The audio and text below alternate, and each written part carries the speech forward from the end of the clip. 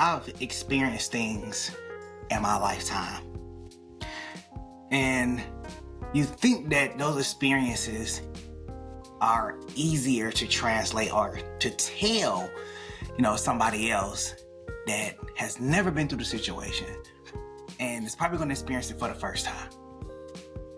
But before we get into this topic today, make sure you like, subscribe, jump in the comments, share the content.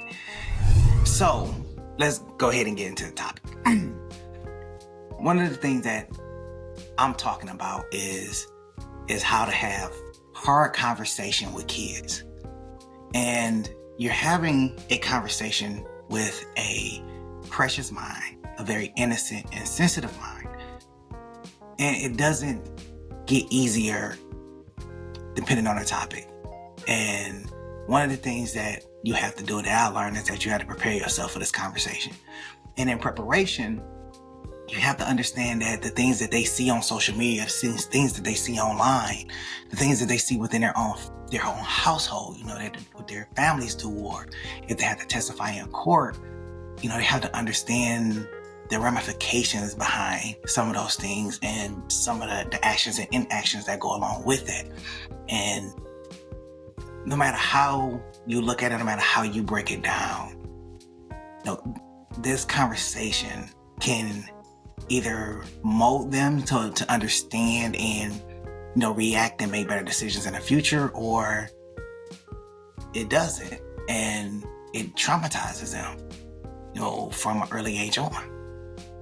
So whatever the situation is, it's definitely best to educate yourself not only on the situation and the topic, but it's best to educate yourself on how to have a conversation, because just because you can talk, and just because you can talk to adults doesn't mean that you're able to have that same conversation with a child that hasn't had the same life experiences that you've had.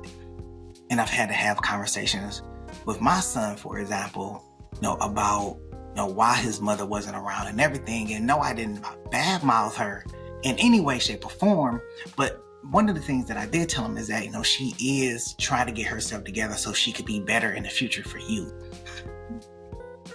And that probably helped him be better and more receptive to her as she started to come around more and have more conversations with him and communicate with him more and actually pick him up and be involved in his life. When he got into high school, she wasn't so much there in elementary school and middle school, but she made a point to really be there and kind of step up in high school, which was great and for him.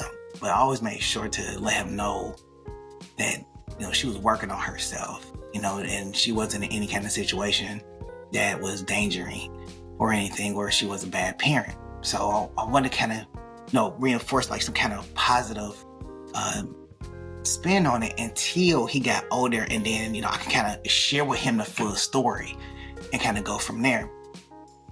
The next thing, after you kind of educate yourself and preparing, you want to create this safe space. Now, in creating this safe space, it's always best to be able to create a area or a spot where you can have this delicate conversation, something where there isn't too many distractions like toys, TV, cell phones, or anything, because you want to be able to have that undivided attention and be able to actively listen to some of the things that they're saying back for understanding. And you also got to teach them to be able to recite back what they said to make sure that they do have an understanding. Again,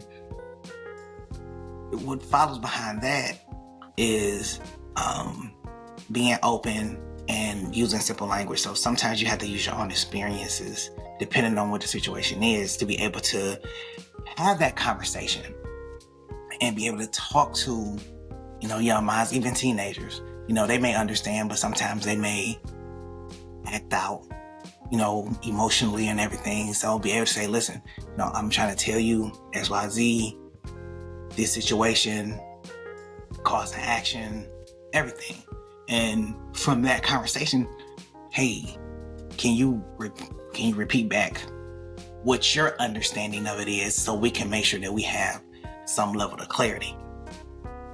So those are the type of conversations that you definitely want to, one, prepare for by educating yourself. Then you want to create that safe space. So you want to make sure that the kid, the teenager, or the child is in a position where they can have the conversation. So creating a safe space is just not about the area that you're in. It's also about the comfortability that they have with you to have that conversation. Then you want to be open. So sometimes that means that you have to be vulnerable in a situation. So they'll see that, you have related experiences, just like if you were just talking to just a regular person.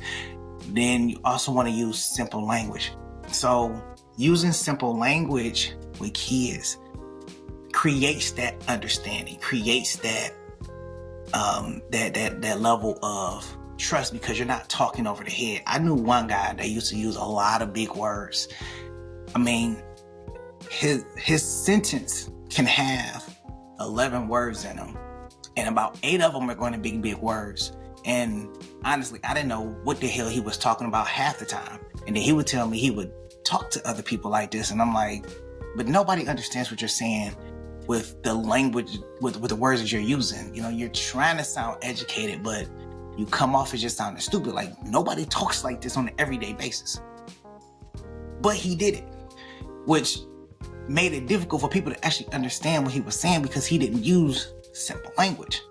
So you gotta use language that is understandable to them. You gotta talk on a level.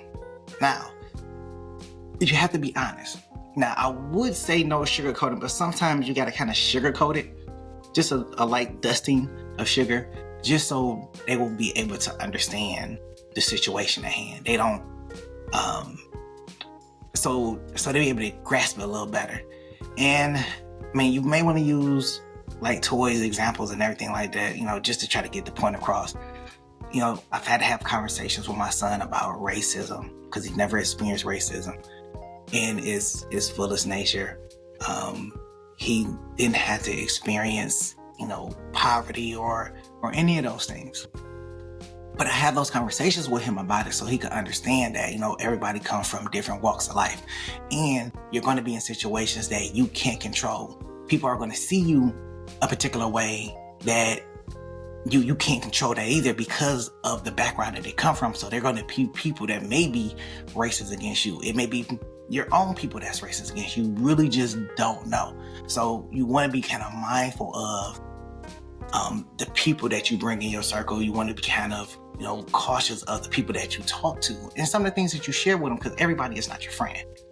So it's using that type of conversation for him to just understand, like, okay, I need to be a little bit more aware and a little bit more educated on some of the things that go around me, because social media can paint a picture of something one way, and that's not the entire picture. And you can't judge the situation on the frame that's been given to you. You got to be able to make your own discernment. I talked about active listening and just listening very intently to what they're saying, because sometimes they can talk within talk. So you're kind of listening for, reading between the lines. Kind of like reading between the lines to kind of see like what's happening, between there. And then at the end of it all, regardless of what they tell you and how they tell you, you want to validate their feelings.